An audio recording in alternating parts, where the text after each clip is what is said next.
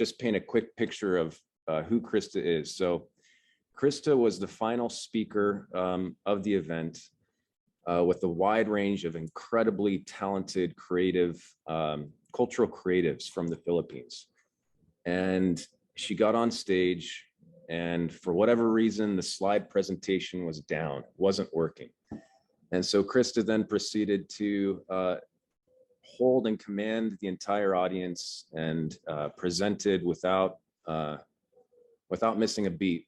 And I was incredibly impressed. Her heart, her mission, what she's focused on is what the planet needs right now. And we need more people like Krista. I'll quickly read a little bit about her. Her background is extensive. She's someone who creatively bridges the gap between culture and community, media and entertainment, philanthropy and advocacy. Krista is a social entrepreneur and Renaissance woman. While her accomplishments as a spokesperson, writer, and entrepreneur, television and live events host, her main passion is leading the One Heart movement as its founder and executive director. The 501c3 nonprofit is committed to advancing social and environmental well-being while fostering unity through the power of community love. So, Krista, you have the stage. Again, it's an honor to bring you here to speak to a lot of the amazing individuals from Washington, D.C. We hope to see you in Washington, D.C. More often. Wow. Thank you, Brian. I didn't realize I needed to have a box of tissues on standby for this conversation. That was really touching. Thank you. Every moment since we've connected has felt so serendipitous, and it's an honor to have the opportunity to serve with you in this lifetime. Hello, everyone. Thank you so much for welcoming me to be a speaker and for your time. It feels full circle for me, quite frankly, because I have very clear memories of middle school and high school, looking forward to these yearly Rotary plaques that would be sent to my home to acknowledge me for the work I was doing. And, you know, for what it's worth, as a young girl, that meant the world to me, that someone cared, someone paid attention. I remember being shocked that I would receive them, and they were huge motivators for me. So thank you for the work that you do for the community. It really does go a long way. And I'm grateful to have the chance to connect with all of you. Just introducing myself, my name is Krista Kleiner, and I'm the founder and executive director of the One Heart movement. Our mission is to advance both social and environmental well-being while fostering peace, unity, and understanding through empowering the community through community love. I founded the nonprofit based on family values that are deeply ingrained in my being, in my upbringing, and of course have to credit my parents for that. My parents came from very different backgrounds. My mother was born in the Philippines and my father in the US, and they have very different viewpoints, but they have always managed to lead with love. My brother and I experienced how our parents would agree to disagree on various issues while staying respectful and loving to one another. They always managed to appreciate each other's points of view, even though they may not always be the same. Seeing how they were able to cultivate an atmosphere of acceptance through understanding created an appreciation in me regarding the importance of living in a world where we can find common ground within our diversity. The ability to peacefully discuss important topics while remaining a united front as they raised us and contributed to our community created a visceral connection regarding the importance of uniting to make the world a better place. After being named Miss Philippines and traveling around the world, I became more aware of the various challenges so many societies are facing on a daily basis. One of the issues we all have in common are the adverse effects of our climate change, of course. We at the One Heart movement are combining a passion for uplifting communities with the need to find and implement more natural solutions to our climate crisis. But beyond that is something much deeper. We're an organization committed to advancing social and environmental well-being, as I shared with you, but with the core purpose of bringing us together, uniting us for peace, as us being part of the solution. We have a focus on elevating our shared humanity, and we collaborate with people, top artists, researchers, experts, and thought leaders to have this impact. Our first year really took off because of so many incredible people coming together, and it's just the beginning. In our first year, we launched a social campaign, Igniting Community Love, that went viral across 5 continents within just 2 weeks. And at the same time, we did in-person hospital giftings with healthcare workers to show them our love and support, to simply uplift their spirits and show them our gratitude. We moved on quickly to getting in the mental health space, partnering with the Chopra Foundation on producing a film on mental health, suicide prevention, and recovery. And we also sponsored the Asian World Film Festival as a response to the hate crimes against Asians, to help promote empathy and understanding of our differences through the power of film. And we presented our first One Heart Award to recognize a filmmaker who conveys a message of well-being and unity in their films. But the Asian World Film Festival represents 53 countries, far beyond what we would typically think. So it's really great to connect with such a wide group. As I mentioned, with observing where we're at in the world with our climate crisis, we're looking for a solution that would fit all of our criteria. So we at the One Heart movement are combining a passion for uplifting communities with the need to find and implement more natural solutions to our climate crisis. And we came up with the One Heart Forest Global Initiative. Apart from planting trees and growing One Heart Forests, our unifying local and global initiative includes layers of both social and environmental impact, as you can see here, from offsetting carbon and reforesting land and more. On the social side, alleviating poverty and hunger, providing work hours and/or sustainable livelihoods, facilitating green education for children, empowering women and supporting gender equality, teaching the importance of reforestation and preservation, strengthening communities, fostering peace and unity. It's also part of the World Economic Forum and the United Nations Trillion Tree Campaign, as well as supporting all 17 of the UN Sustainable Development Goals. We established our first One Heart Forest last year in Tanzania, and as you can see, we're able to share metrics on the impact that we're having, including with where we're at 330,000 trees. We're poised to absorb over 8,000 tons of carbon each year, create over 33,000 tons of oxygen each year, create over 13,000 work hours, and reforest over 330 hectares of land. I met Brian in DC, as he said, this past December when I was giving a presentation at the Philippine Creative Council seeking support for the One Heart Forest Philippines. We were both there working to make a difference while a lot of people had already checked out for the holidays, and I'm so glad that we were. Shortly after my presentation, I received a message from Brian, whom I had not met yet, introducing himself and sharing a deck on his efforts to plant mangroves in the Philippines. I was totally mind blown. We were just so synchronicities. It was really surreal and elating to connect with such an outstanding person who shared our mission. He got it and we clicked, feeling like instant soul family from the beginning. We decided to partner up, and Brian has also since joined our advisory board. Why were we both focused on the Philippines? I discovered that the Philippines is the country most at risk to their climate disaster, according to a report published by the Institute for Economics and Peace. Having lived in the Philippines, I had witnessed firsthand how catastrophic the typhoon seasons were that they expect yearly.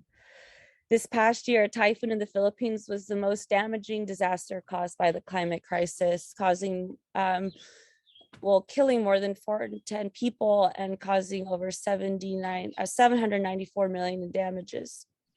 And in 2013, Typhoon Haiyan killed more than 6,340 people and had over nearly $3 billion in damages. Again, this is a yearly season that they expect.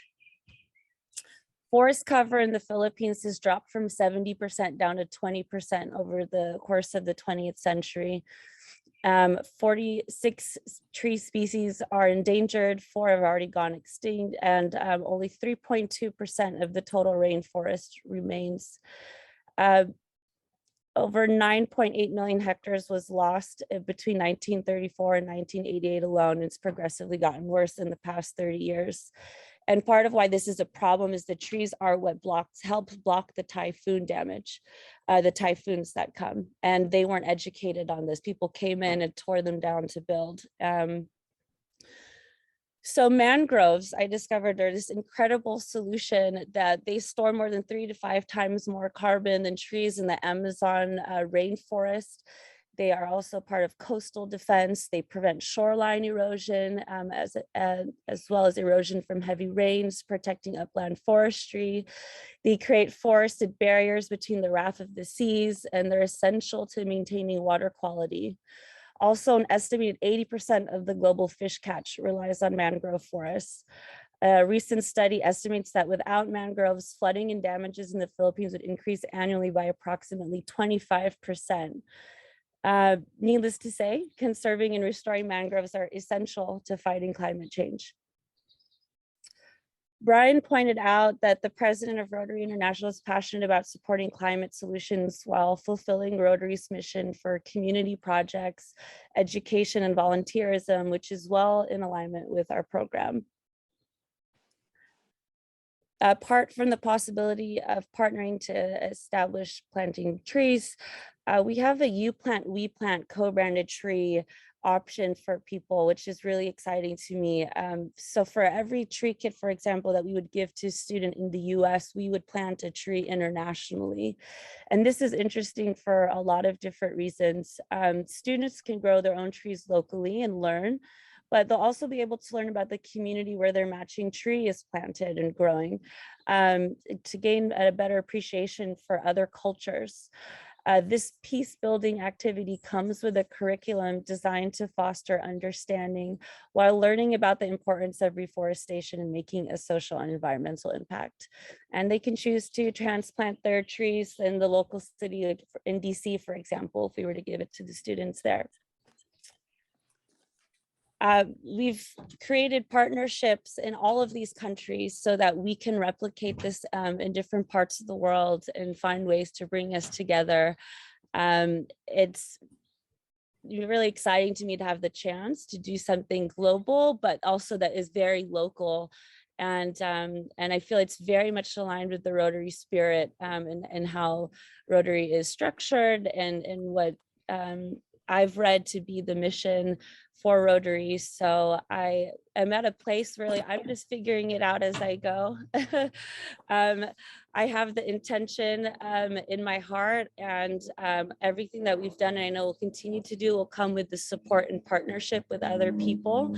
I am just here as a vessel to help facilitate. So I would really love to hear any of your individual and groups ideas and suggestions to, just have the best impact that we can on the world. So thank you so much for listening, and yeah, I'd love to hear your thoughts. Looking at the school children in the Philippines, are you involving them, the schools, both elementary, maybe middle and high schools, and looking at both tree plantings and possibly developing special types of rain gardens or anything like that, or pollinator gardens across the country? Those are really good ideas. So we have land on our end to plant 1 million mangrove trees, and then land to plant 1 million trees inland.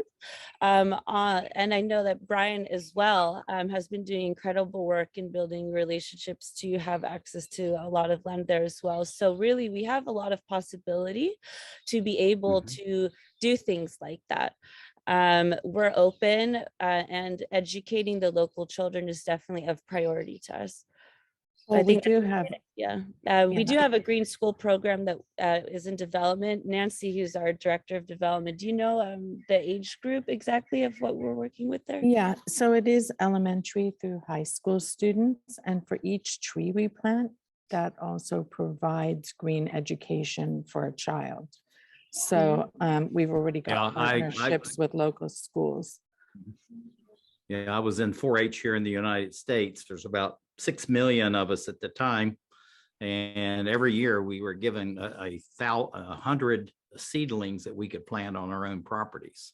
And some of my trees actually are still standing. I started at the age of 8.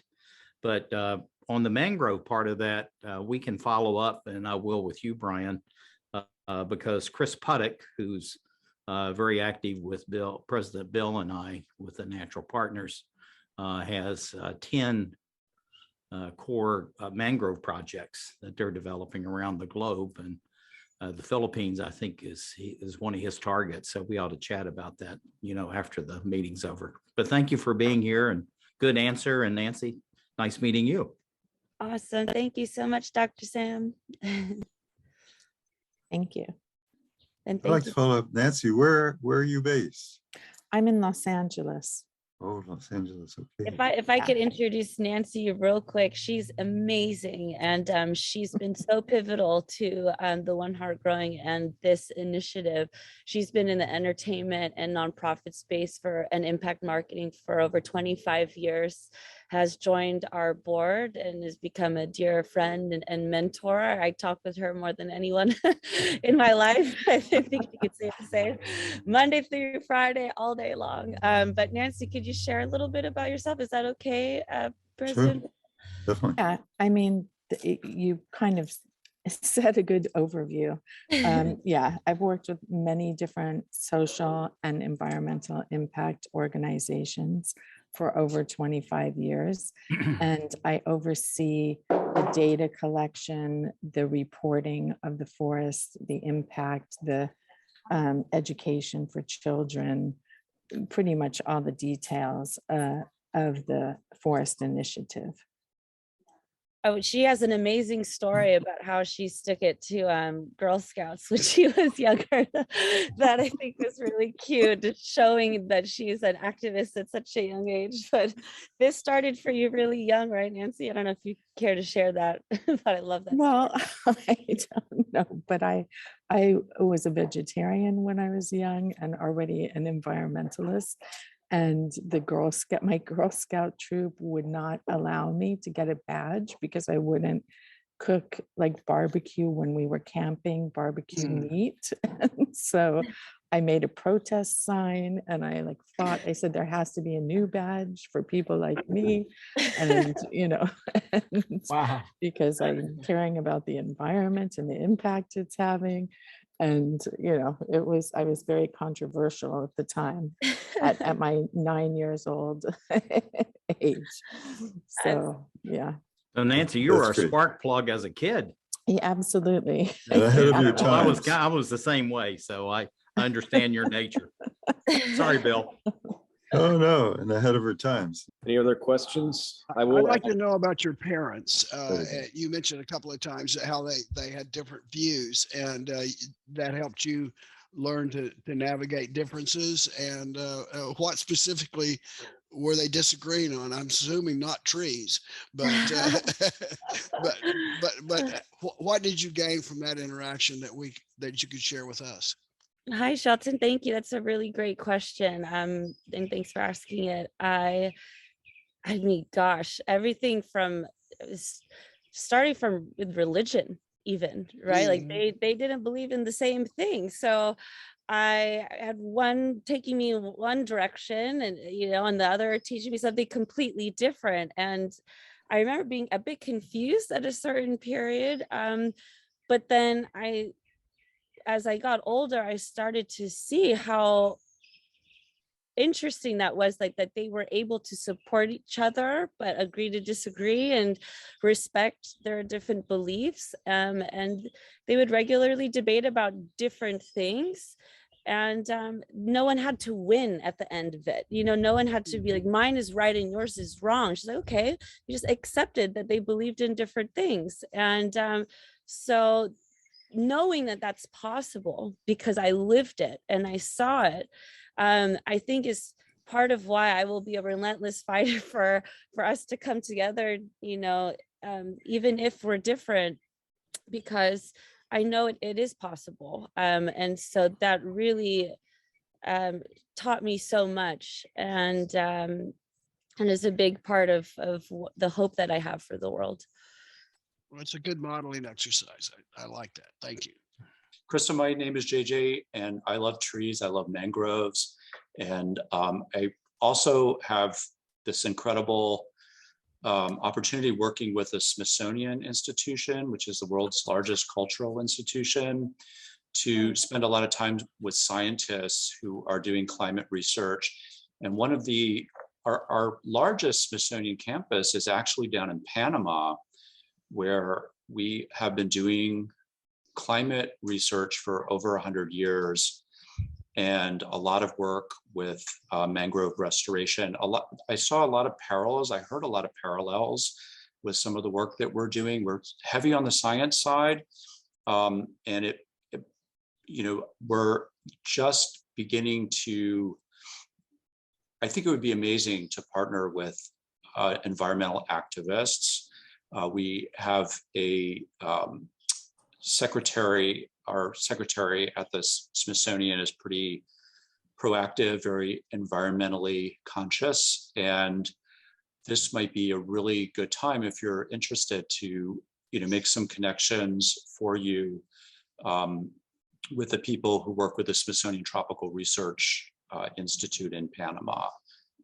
Absolutely. Thank you so much, John Joseph? JJ, yeah, it would be my pleasure, really. I was thinking of a couple people that I thought you might really click with who are connected with that part of the Smithsonian's research efforts. Thank you. It sounds like they're doing amazing work. And as I said, I'm just here learning as I go. So the more smart people I can surround myself with, the better. That would be fantastic. I can even imagine the Smithsonian selling tree kits in their gift shop, or, giving them to students on field trips that could be branded Rotary Club.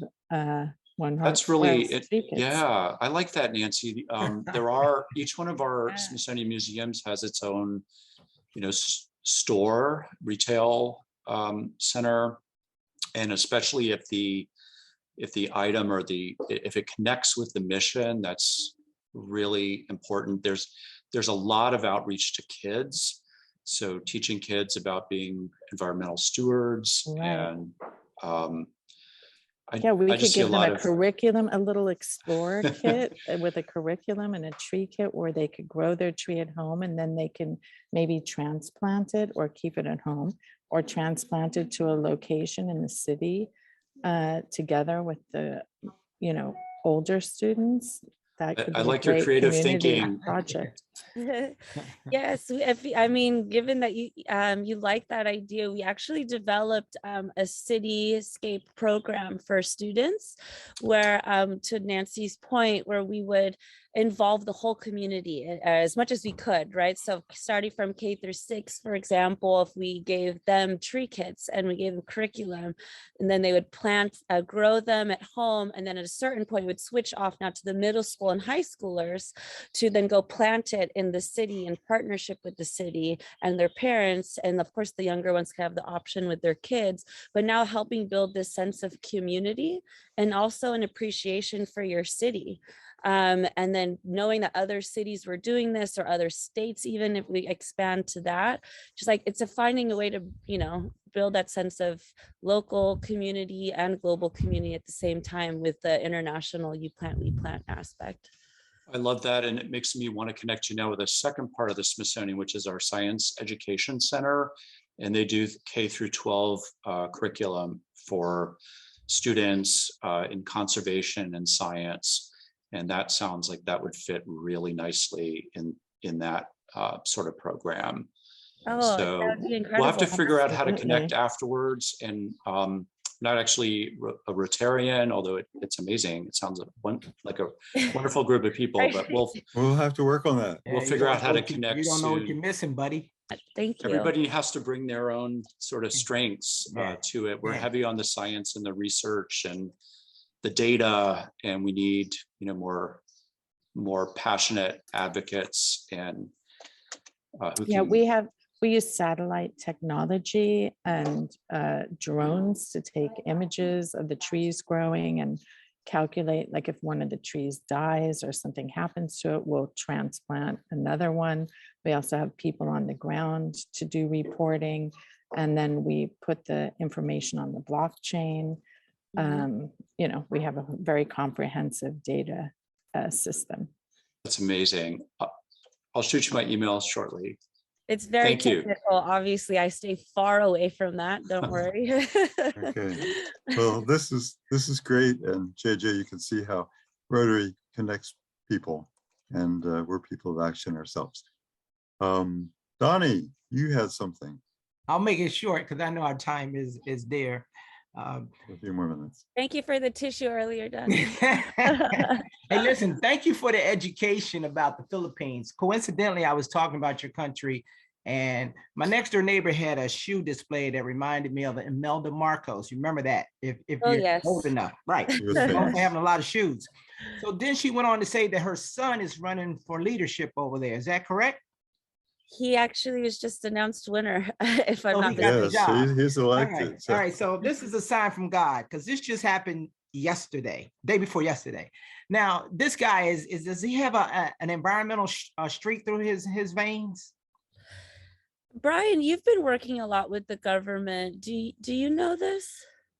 Well, we've been kind of waiting in the wings to see how the election turned out. And now that we're beyond the election, we're going to sprint forward in the Philippines. We've kind of been, like I said, on pause Right. until the election happens. So now, regardless of who is elected, we're going deep into the Philippines on the environmental side. So yeah, it's going to be fun now that that's behind us to be able to really move things forward. We That's what do we- have relationship with the DENR, the Department of Energy and National Resources. And I'm also an ambassador and board member to the Philippines Foundation, and they're very dialed in with the government as well. I believe the founder said that she's friends with President Marcos. So, and their focus is also on the environment. So what are your thoughts, Donnie? Do you have an idea? You know, thinking out aloud, my wife is with National Parks Conservation Association, aka NPCA, and yes, I'm with Bill Dent and Dr. As you said, Brian, Uncle Sam on the board of Natural Partners. But back to NPCA, they are champions of lobbying with an activist twist, and somehow doing some due diligence out the gate would be probably beneficial to the movement here. And best practices can probably be acquired in addition to connections as you go down the road, especially with the way you guys data mine, as I got the impression from Nancy, not to mention you add visuals like you did with your presentation. I just want to let you know that I've taken away from your presentation something that I would share with my wife and I'll share with my kids, that the devastation that your island is going through, it's out of sight and it's out of our minds. In other words, out of sight, out of mind. We don't know about it, many of us. We think of paradise when we hear your country's name. We don't think about 20% of trees left. Yeah. Thank you, Donnie. Yeah. Yeah, and designating national park areas, is that a strategy that has been used and is used and probably will be used now that you got a new administration and you're ready to turn the engine on? That's it. Yeah, you nailed it. I mean, ultimately, the strength of the relationship with the Manila Club, it sort of has a revolving door with whoever's in office. So that relationship that we have with our sister club or twin club in Manila is very, very important, very strategic. And like you said, Donnie, now that we're into the new administration, yeah, things are going to start changing for the better for the country on the environmental side. Well, if I can help connect you guys with NPCA after you do a little due diligence on them and see that it aligns, I would surely ask my wife for help. She's been with them for 30 years, like me being with the Y for 36. Amazing. Thank you so much, Donnie. And you're right. You made a really interesting point about how people see the Philippines as this beautiful island. And it is, right? Over 7,100 islands actually there. And many people go there to have incredible vacations and white sand beaches, and they use it for films and all of this. And also the Philippines' biggest export is actually overseas foreign workers, and a large portion of that is nurses.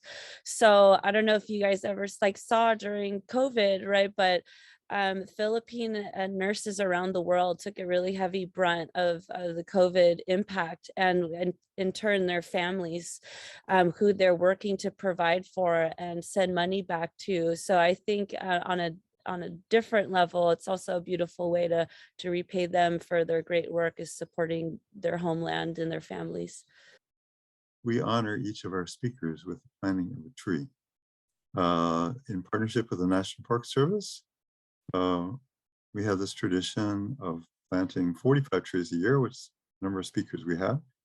And we're hoping to do one very soon. Dr. Sam has been an integral part of that for a number of years, and the current chair of our Trees for the Capital program is none other than Brian Ingram. Surprise, surprise. So we'll be planting a tree in your honor, we hope hopefully soon, and we'll even be able to provide you with the GPS coordinates of it. And if we were meeting in person, I'd be handing you a tree certificate, embodying our pledge to do precisely that. No, So thank you so much.